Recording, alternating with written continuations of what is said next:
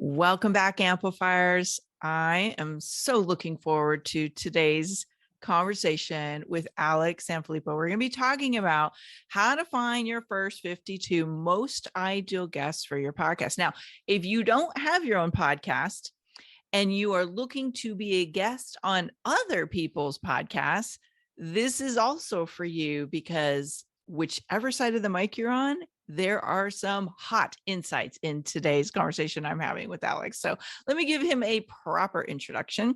Alex Sanfilippo is the host of the top-rated podcast called Podcasting Made Simple. He's also the founder of PodPros.com, a software company specifically focused on the podcasting industry. Alex and his team have created popular services like his PodMatch, which is one of my favorite services, a service that matches podcast guests and hosts together for interviews, and Podcast SOP, which is a project management tool that helps podcasters keep up with their episode releases. Alex, thank you so much for joining me. This has actually been a conversation I've been looking forward to having for a very long time, ever since you first dropped PodMatch and you're like, hey, do you want to check it out? It's like, as a podcaster, like making this process simple is the bomb. So thank you. Melanie, thank you so much for having me. And to go back to that day, I was super nervous to email you because you are very well accomplished, and Aww. Amplifiers that are listening, they know this about you. Like you're just a legend in your space. And I remember sending that email and being like sweating about it. I'm like, I don't actually know if she's going to be as nice as she seems on her show and all of her content, but thankfully you are, and you've been very kind to me. So I really appreciate you having me today. I'm glad. Like that's just me. That's how I roll. I try to be nice. I am nice. I like people. I genuinely like people, and I like too. what That's you're great. doing. And Thank I think you. this is one of the things we could just say about being active in the podcasting community is when you have a podcast, you have this sense of, well, not everybody does, but I think you and I do, and we share this with many people in our community, that there is a sense of how do we help each other? How do we like be there for each other, because we know how much hard work it is to start and grow a podcast and make it a successful podcast. So we kind of all have each other's backs and want to be there for each other. So glad to be of support. Absolutely. Thank you. Well, we're kind of on that note of that day that you first emailed me. And I think there's probably a little bit more to the story of why you started this program in the first place. Yeah, I'd love to share that backstory. For me personally, I got into podcasting because I wanted to become an entrepreneur. And Melanie, there's some great advice I'm about to give right here. And you know this. If you want to talk to coaches that you don't have access to and you don't want to pay them, start a podcast and they'll talk to you. And so I had a 15-year background in aerospace. I was big corporate. And I realized when I decided, hey, I think I want to start my own business, that I didn't know what I wanted to start, but I really wasn't equipped. I mean, a lot of what you learn in corporate does not translate into startup world, into being an entrepreneur. And I was like, I got to learn this stuff. So I started a podcast and just knew nothing about it. But I was like, this seems like a great medium. I can bring on some great people that have successfully left a 9-to-5 job to become an entrepreneur. And Melanie, as I started, the first thing I did realize what you just said is how kind and abundance mindset driven people are in this industry. Like people were just like, hey, here's the gear I recommend. Here's a discount on this. Hey, I'll talk about your show. Come on mine, right? Like all these people just being so kind to me. And that meant a lot to me. Like, so I got started and I did really well with my show. And long story short, I started getting on podcasting stages as my show grew and things like that. So I started traveling around and speaking on stages. And I hit a point where I was like, you know what? I've done really well in this space. I am ready to be an entrepreneur. And I think I wanted to be in the podcasting space. And so I found my area of passion. The next thing I want to do is find a problem that the industry had. So I remember getting off stage. It was actually at PodFest back in 2020. It was the beginning of 2020 is when it was. And actually, you just had Chris Krimitsos on your podcast. Quick shout out. Really good episode of Building Community. It was episode 273. And I recommend everybody go back and check out that episode with Melanie and Chris. It's powerful. Really, really a good episode. But anyway, so he's built this community at PodFest. And when I got off stage, I told my wife I was going to ask as many podcasters as I could what they were struggling with. And I heard from 100 people the same thing. There was some variation of, I can't find guests for my show. I can't find ideal guests for my show. I'm having trouble booking guests on my show. And it was interesting. The rest of that conference, I found myself meeting other people that were there that weren't podcasters, but they were authors or course creators or launching companies. They're like, man, I'm looking for podcasts about this. Do you know anybody? And I was like, oh yeah, I just met somebody. Come over here. I'll introduce you. And so I found myself doing this manually. When I came home, I was just like, you know what? What if we had something that was basically like a dating app, but instead of connecting people for dates, we connect them for podcast interviews. And that's when PodMatch was born. And that's where the whole idea came from. It was my step into entrepreneurship. So I thank podcasting through and through for teaching me the way and also being the way for me. So it's been a really fun journey since then. Oh my gosh, you just said so many things that kind of get my fire going and I get excited about. But the number one thing is, how do I solve a problem that this industry that's growing so fast is that's emerging for this industry, right? And that's one of the keys to finding hot offers is like listen for and look for the problem that's emerging from the growth and the evolution of an industry. So well done, Alex. Thank you. So let's go back to something else that you said. And I have had the same thing come up with people. As a matter of fact, I'm coaching a couple who is starting a podcast or coaching on their bigger strategy, and starting a podcast is one of their authority platforms. And the thing that came out of their mouth, which actually surprised me, was, man, Melanie, like, I don't know, who should I interview? Like, I don't even know where to start to find the right guest. So now that you've made a whole business around this, like, what is your advice to somebody when you're first getting started with your own show? What's the best way to identify and find those guests? You know, it all starts with, and I'm not going to tell you anything you don't know here, but you're very rare at this because you're already talking to somebody about the strategy, right? Like it all begins with that strategy. And I'll say this to everyone listening right now. If you really want to amplify your success in podcasting, the best thing you can do is, Melanie, I know your time is super like short, right? Like you don't have a lot, but if you can meet with Melanie, if she has some sort of coaching thing where it's just 30 minutes or an hour of her time, I am telling you, it will amplify your success in podcasting through and through. Meet with somebody about this strategy. That's the first thing. You want to know what you're getting ready to do instead of stepping into it blind, because podcasting can be a lot. Like it is a lot. But I think the first thing we need to do is find that person that can just give us a little bit of their time, pay for that time, because it will save you thousands of dollars and hundreds of hours. I guarantee it. If I could go back, I would totally have met with you. But then what you want to do from there is really determine your why. I believe it all begins with, what is your reasoning behind this? And the why has to be a little bit deeper than some people may think. And I don't mean to be offensive when I say this, but if your why is to quit your job or to become an influencer of some sort, or to have like all this freedom from being a podcaster, it's probably not the right why. I believe all whys need to be externally facing, which means they need to be to serve somebody else. And as a byproduct of solving a problem for somebody else, as we talked about with PodMatch, right?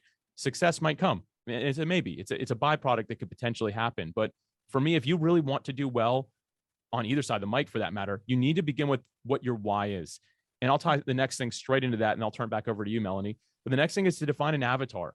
And I like it to have a name. And somebody I coached recently, exactly though we're talking about, he actually had a cartoonist draw up a picture of his avatar. So it was like what the guy looked like, what his family looked like, in the ideal setting that he'd be listening to a podcast. It was really cool, but it paints this picture in your mind that just reinforces the why. So an avatar is just your ideal listener. So who is that person that you say is the most ideal person to listen to this podcast? When you tie that person back to your why, you can ask the question along the way. For me, mine's Adam. So I always think, would Adam find this content valuable? If it's a no, then this guest is a no, or this topic is a no. If it's a yes, then I can drive forward with that. But those are kind of the starting points that I like to focus on. I love that. I love the whole conversation about client avatars. This is probably something I have talked about more than anything else in the last 2 weeks, because understanding your avatar drives everything.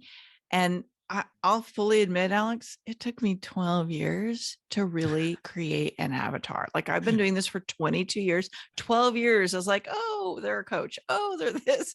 I'm like, that's not an avatar, my friend. So I'm really glad to hear you bringing it into the conversation about picking a podcast guest, because obviously if you know your avatar, then you know what people want to hear about, and that's going to make your show more exciting to them, right? Yes, 100%. And there's something to add to that I like to do is I like to think, okay, so Adam is my avatar, right? I always like to ask myself, what do I want Adam to have learned in the next 12 months by going on this journey with me? Like literally imagine that we're climbing a mountain. Like what peak are we trying to get to? Where are we going? And the thing is, you're not like, ooh, let's stop over here. Let's go back down over here real quick. And when you have the wrong guest or the wrong topics covered in your show, that's exactly what you're doing. You're taking that avatar by the hand and saying, let's go back down here, and then we'll work our way back up. You're causing more friction and problems. So the best thing you can do is think about, okay, next 12 months, where am I taking this avatar as it directly ties back to my why? And maybe they won't be with you for that full 12 months, or maybe they come in late, right? But the idea is it driving this person forward? And if the answer is yes, then that can be a good direction for you. And hopefully that makes it easier to say no. Because again, if you're on that physical journey, hiking up a mountain, somebody in your tribe, right? It's a small group. It's like, ooh, let's go down there. It's real easy for everyone to say, no, we're going up there. We're not going to go back that way. You're not worried about offending people necessarily because you know who you're actually serving and the direction you're going in. Great advice. I'm curious about your thoughts on this because there's two schools of thoughts about the kind of guests, like the level of authority and maybe credibility that or influence, if you will, that we bring on. And people, like, sometimes I think don't understand when to have like influencers versus when to have the everyday person. What is your thoughts and what's your strategy that you teach people around the type of guests they pick? Yeah, this is a good question, Melanie. One that's really not discussed enough because usually, as you're aware, it's just get the biggest guests you can find, right? Like you've heard that Right. how many times have you heard that? So when I think about this topic, I think there needs to be a balance. First off, it's always important to have the absolute best guest, not just the one that's the most famous. Again, go back to the last thing, right? Like it's got to be the best one for your listener. And that's not always the big time celebrity. And the problem I find with those people, not to talk down to them at all, they are so good at what they do. They've mastered their sound bites. You are not going, it's unlikely, I should say, that you're going to get anything new out of that person because they've been trained to automatically answer the same way they answered the last 50 podcasts they were on. And the thing is, what we find is often when these A-list people come on, you'll see a spike in downloads, yes, but often those people don't hang around because they're following that influence around. They're not necessarily following you around. So you see a big spike and then a dip. And that's not what we're looking for in podcasting. If it's all about the download numbers, then sure, go after every famous person you can find or people with big following. But at the end of the day, if you're taking someone on a journey to help them, it's got to be the best person. And in some cases, it really is that A-list person. But at the end of the day, I want to dive into the personal stories that maybe have been shared before. An example of that is at one point I had Seth Godin on my podcast, and it was a great episode. It was really good. It was on point. And I was like, hey, don't worry about sharing it or anything like that. Like, I didn't even want to bother him like that. Like, I know he's got all of his content mapped out. 3 weeks later, I had somebody on named Sunil Gupta. At that point, this was his very first podcast episode. He had never been on a podcast before. And I like to think I set a really high standard if he went on more. But I had him on the show and he was like, man, I have never gotten to share those parts of my life before. And he shared so authentically, so organically that the responses I got were like 10x. And I'm not trying to talk down to Seth Godin again. People just had heard him before. His tribe kind of followed around. But when Sunil spoke that no one had heard of at that point, people were like, just their minds blew. Like by how they're like, this guy is just amazing. It's so cool. He shared everything. And it really just reinforced this is the journey that we're going on. So for me, it's all about finding that mix. I can't tell you if it's right or wrong to have that big guest on, but at the end of the day, you need to think, is this the person that's going to add the absolute most value to my avatar? That is such powerful insight. And I totally agree with you, by the way. And I've experienced one other thing, and I'm sure you have, but you're being really kind to all the big name guests. I would say they also don't make the best guests because they will very rarely share the episode. And again, if you go back to your why and what it is you want to accomplish with your guesting strategy, if you are trying to grow listenership, you might get a spike, but you're not going to like claim that new listener. And oftentimes it's because that person isn't sharing the episode in any ongoing way or even once with their listener base and their audience. Yeah, and at the end of the day, we can't fault people for that. A lot of these people that are like content driven, they've got their content strategy done for 6 months. When you say, hey, I dropped an episode today, can you share this? Their teams who run that are like, no, not a chance. Like, we've already got content done for the next 6 months. We're working on Christmas, right? Like, or working on Easter, whatever it might be. So yeah, it's important just to think about that, but we should never need to rely on the guests to share it. That is very helpful if they do, right? Because they can bring more of the ideal people together. But at the end of the day, it's our job to build our community. It's our job to really foster that.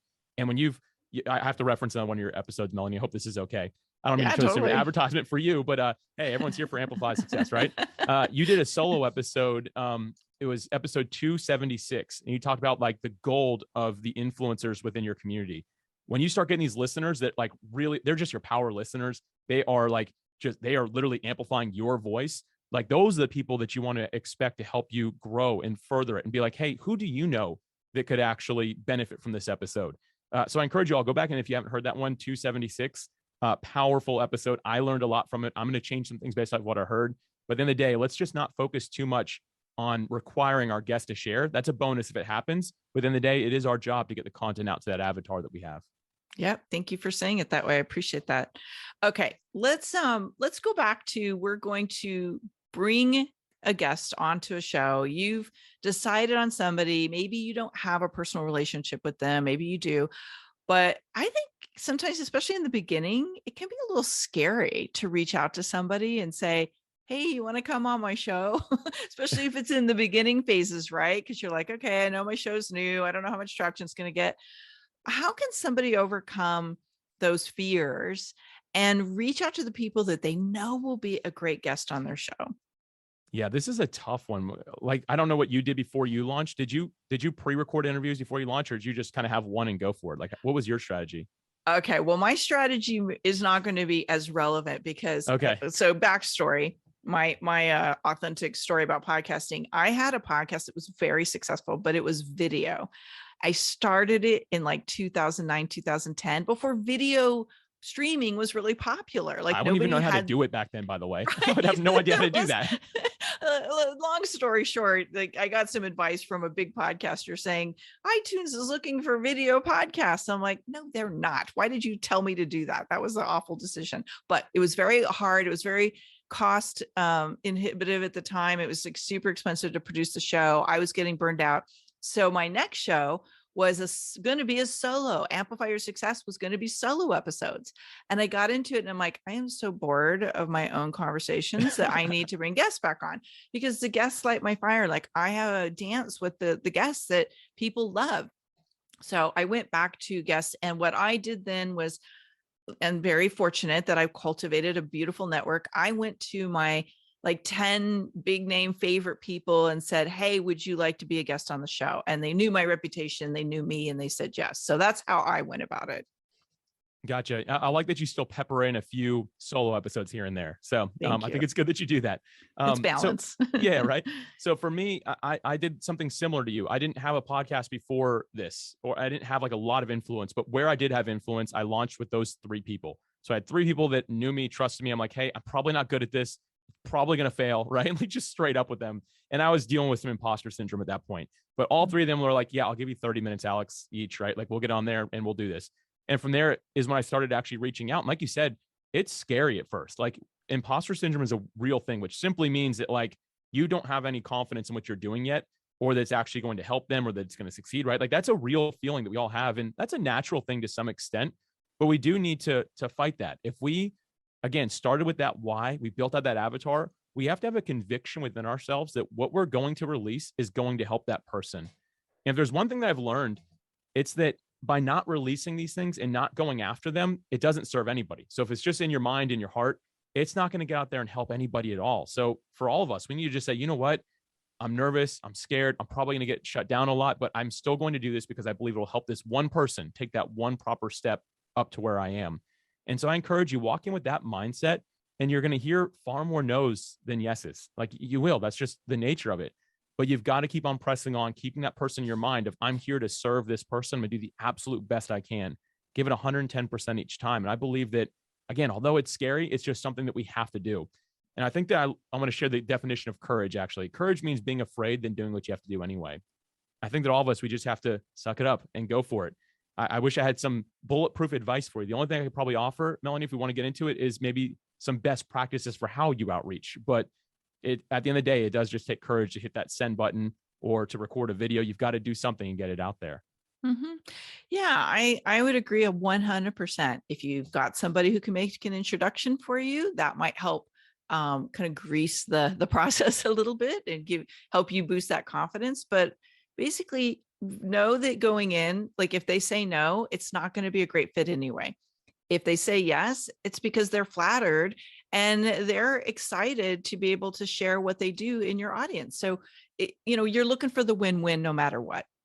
That's good advice. I like that you mentioned the introduction. That's like one of the best hacks you can do, for lack of a better term. It's not even really a hack, right? But like, if Melanie has credibility with someone that I don't, and she says, oh, hey, you should go on Alex's podcast. Now I don't have to do any more credibility. Like, I've got the credibility now. Aside from the only thing I'll add is to lead with value. So if you're reaching out to someone being on the show and just be like, hey, I want you on my show because I want to grow my audience because I this, I that, right? Just start off with saying, like, if you've read a book of theirs, be like, hey, I read your book. I left you this review on Amazon. Like, here's a picture of it. Would absolutely love to have a conversation with you around this book. Now, not that you made it harder for them to say no, but you gave them a reason to say yes. You're not just some random person who's all in it for themselves. So I think that those two things alone, like leading with value and offering credibility or getting someone to help you with an introduction, those two things really go a long way. And the last thing I want to mention, Melanie, that you just said is that if they say no, it's not the right fit anyway. That's Right. beyond true. Just pick up and keep on going. You should actually be thankful that they didn't come on the show because that means there's someone better who's waiting on the other side. Yeah. This conversation is so good. And you've just given me 2 great ideas that I'm going to add to my guest management toolkit. I love it. But I'm actually going to link this episode into the guest management toolkit that we offer to help people understand this mindset of how the host can reach out, because this is so good. But I know it can be scary. And I want to end that talking point with one last little piece of advice. Think about using language like, can I feature you? Or can I showcase you? Which feels very different than, would you like to come on my show? Right. And it's just tiny little ways we frame an opportunity. This is kind of this idea of like collaboration currency and like giving first. Featuring somebody feels very different than, can I do some work for you so I can be on your podcast? Right. It's just a little bit different framework. That is brilliant. Now I want to go back and look at everyone's podcast I've been on to see who has worded it that way. Because I've said no to a lot of people who say, hey, will you be on my show? But if someone said, I'd love to feature you, I've probably said yes, even subconsciously been like, of course I want to be featured. Who doesn't? That's brilliant right there. I'm gonna be taking that myself and using that. I will give you credit. Thank you. Golden nuggets abound here, right? Yes, I love it. All right. We were talking earlier on in the conversation about strategy, and there's something I do, and I think you do it too, where you look long-term at the strategy of your episodes. How do you develop that strategy or teach people to develop a strategy for their podcast? Yeah, to run back to something I mentioned is that 12-month thing, right? And I know we didn't find it, so I'm glad we came back to this, but basically thinking of that next 12 months. And what I want to do is I want to identify some key people or topics that there's a few people that could cover. And so just basically, I use Excel for this. Melanie, I don't know if you have a better tool. Maybe you do. But what I've always used is just Excel. So I basically just map out, okay, here are the next 12 months. Every month, I don't necessarily pick a theme or anything. I'm just like, here are the 30 topics we have to cover. And you know what? I'll talk about social media next month, but then I'll talk about it 5 months later because we should come back to it. We should circle it as people kind of learn and grow. They'll get different techniques from it. What I don't want to do, though, is start filling this queue and saying, okay, we're talking about social media 5 times in a row, and then we're never talking about it again, right? You want to spread it out. And sometimes as your show grows, people reach out to you and they'll be like, I'd love to talk about this. And even if it's a good topic, but you just covered it, you need to be able to go back to them and say, hey, let's circle back in 2 months because that'll be a good time for the audience. So for me, again, it's looking at 12 months, building a spreadsheet and saying, here is kind of the journey we're going on and mapping it out in a way that actually makes sense for the listenership. I think that by doing that, you're going to be in a really good place. Additionally, the other thing is to look at analytics. I'm not one to look at analytics daily. I believe that can actually be very counterproductive when it comes to amplifying your success. Like it can harm you if you're just like constantly looking at it. It's like people that are working out and they go on the scale every day. Like anyone will tell you, hey, go every couple weeks. Like don't look at it every single day because day by day you don't notice something. But if you look every month, every quarter, you're gonna be able to see some changes. So I always tell people dive into it as you're going and learning from your audience and saying, okay, you know what? My shows are 40 minutes long each and listeners stop listening at 35 minutes. Let me try for the next 30 days or 60 days, moving them down to 34-minute episodes to see if the drop-off point changes. Like look at little points like that. And to me, that's part of the long-term strategy because then in a year, like if you start this today and a year from now you reevaluate and after making all these changes, you will have grown from that. So I think it's important to look at little things like this. And Melanie, honestly, I'd love to turn this conversation on you because you've got some great ideas around this as well that I would just be curious to hear. Well, as you're talking, I'm like, wow, we are so in alignment. Like I do this very similarly. I don't use Excel. I have a very integrated tool. We use Podio for our workflow management is what I call it.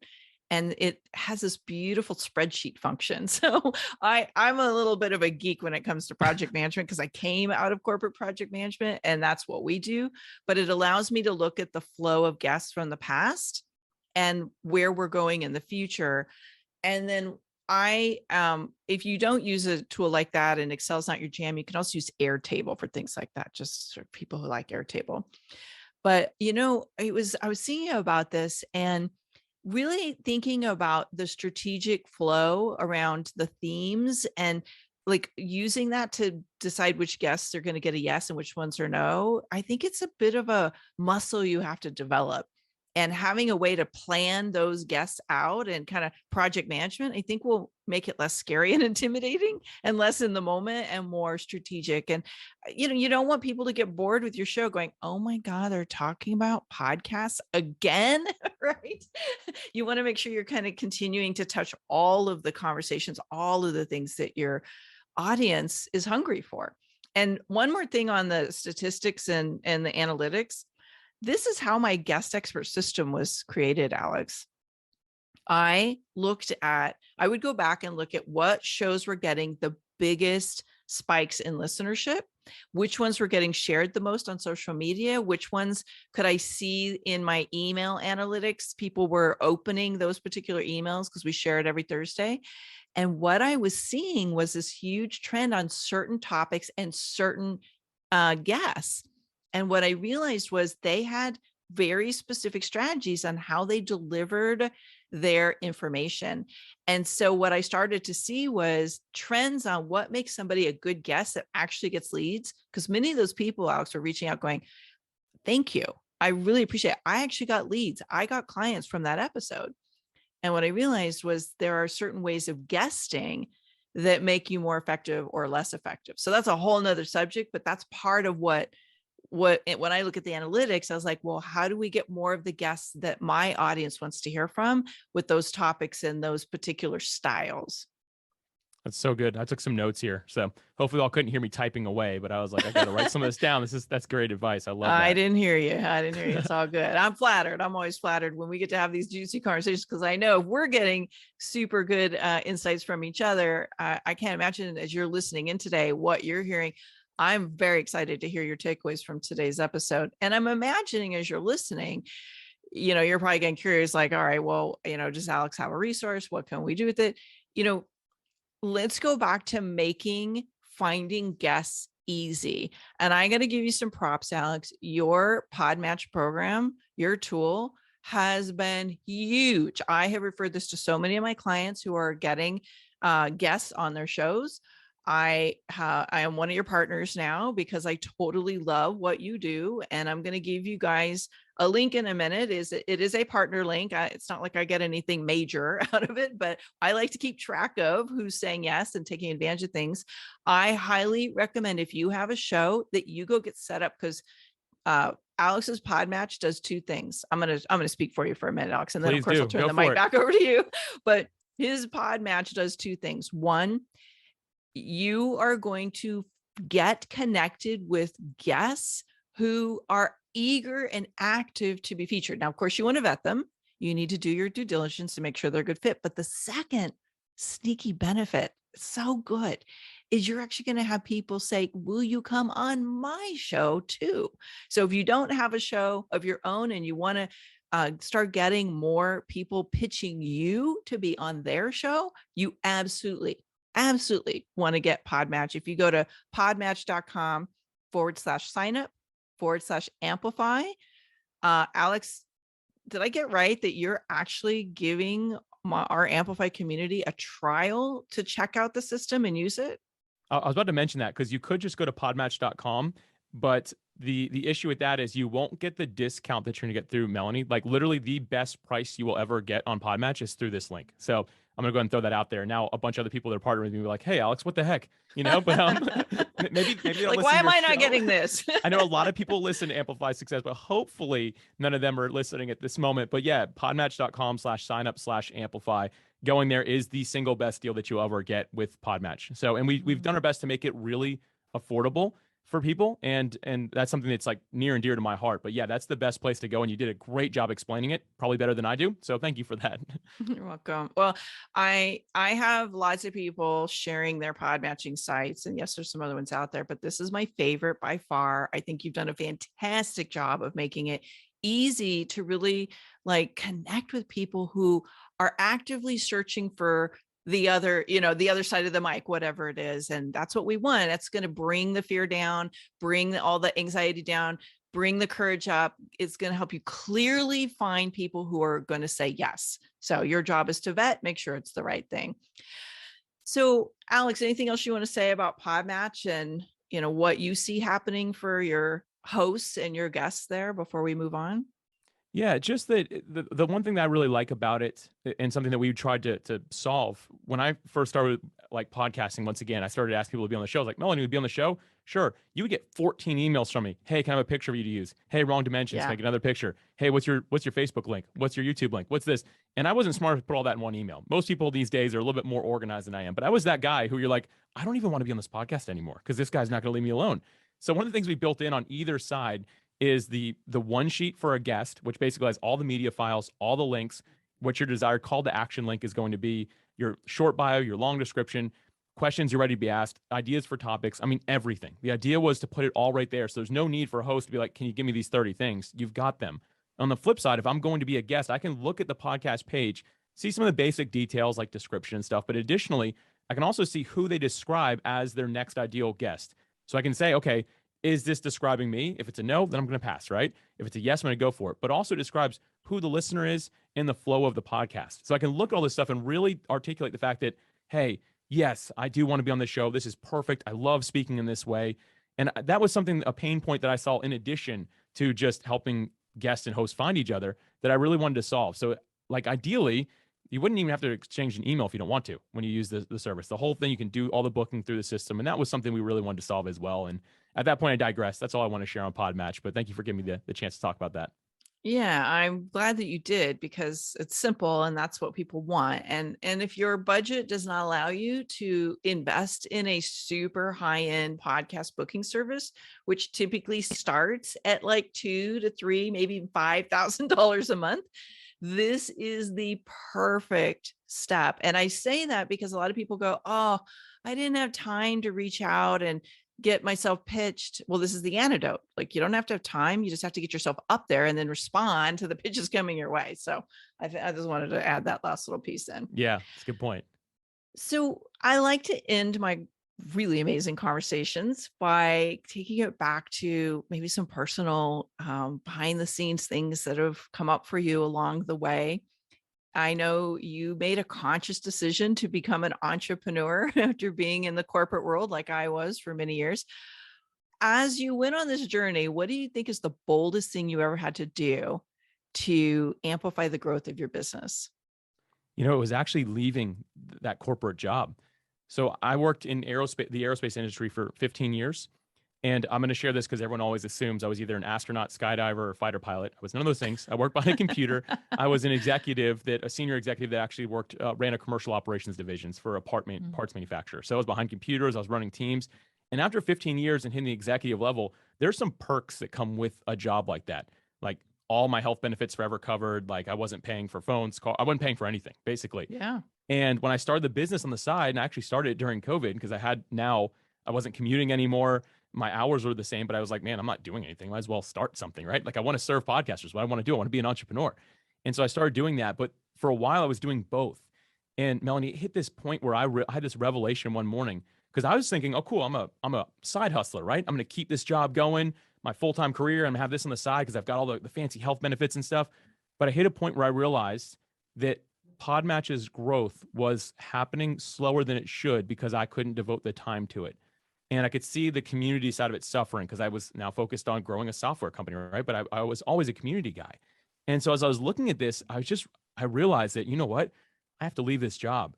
And the second I had that realization, I'm not like an anxious person, but I assume the feeling that hit me was like extreme anxiety, where I was like, I just felt like my heart sank. I was like, what if this doesn't make it? Like, what if I fail in this and then I don't have health benefits? What if me and my wife get sick? Like, what am I supposed to do in this season of life?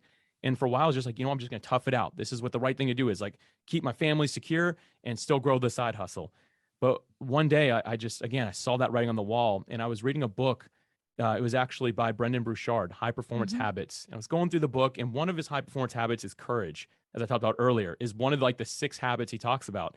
And I realized what I was lacking was the courage to make the move that I needed to make. And the scariest day of my life was more scary than asking my wife's father if I could marry her. Like that was a little bit of anxiety in that moment, but this was scary in that walking into my CEO's office, because we like had an in-person meeting, and telling him, hey, I've got to leave. And I did that. And he just was like, are you serious? He goes, you're literally having your best year you've ever had. Like there's gonna be huge bonuses when we're through COVID, like all that, like just was like selling to me. He's like, are you really sure that you want to do this? And I just told him like, yeah, I do. And he goes, I can tell it's not about the money. He goes, that means I cannot say anything. And he just reached across the table, shook my hand, and was like, let us know when your last day is, and we'll miss you, type of thing. And that moment, like I felt this weight lift because I knew I made that right decision. And as soon as I left that job, I actually, just because it's a publicly traded company, I had to give them a 90-day notice, which is like crazy. But anyway, so like 90 days later, when I left, I immediately saw the business become more healthy and grow. And it was the best decision I've ever made. The scariest by a long shot, but it was one of those high risk, high reward situations. It was a calculated risk. I sacrificed the good for the sake of potential great. And thankfully, it has turned out to be great in my life. But that moment right there was the true moment where I amplified my success. That is a powerful story, Alex. I've never heard you share that. And I am so glad that you did, because if you are listening to this and you're still in the side hustle, I hope this is some powerful inspiration. I share almost the exact same story, but mine took a little bit longer because I gave my notice 1 week before 9/11. So I had a little bit of a, a jump start problem, but lots of learnings. So last question I have for you before we wrap up, what's one thing you wish you would have done sooner? Aside from leave my job and pursue PodMatch earlier, one thing I wish I would have done sooner would have been to get into podcasting. And I say that because podcasting is really, it's a labor of love to some extent, but really like that love really transcends. And for me, I've always been the person who says I seek to be a person of value, not a person of profit.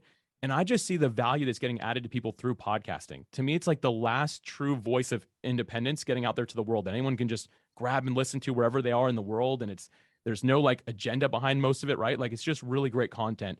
And I wish that I would have been less fearful of what people thought about it and just got out there and served the world sooner. If I could have started 10 years ago, like I'd be a lot further today, right? But the main thing is just I think I would have impacted more lives. So every day I just wake up saying, what can I do to add more value? But the one thing I do differently would have been got started earlier on just the value adding part to my listener. Yeah, that's so powerful. And I think if you podcast, you may have some profit in mind, but we do this because we are passionate and we know that there are lives we are touching all over the world because we are reaching people all over the world. So I'm so glad that you are part of the inspiring podcasters that I get to call a friend and connect with and support. And thank you so much for sharing your gifts with us today. And if you are going to join PodMatch, give me a little shout out and let me know. If you're in the Amplify Your Authority Facebook group, we're going to start a dialogue. I want to hear who's saying yes, who's getting their message up on PodMatch, and who is actively working the process. I want to challenge you to get out there and get your podcast started, line up those great guests. If you're already just being a guest, get on some shows. This is a very powerful place to play. I'll be linking that up in the show notes for you in case you've been scrambling for a pen and couldn't find one. Alex, thanks so much. Melanie, thank you for having me. I really appreciate it.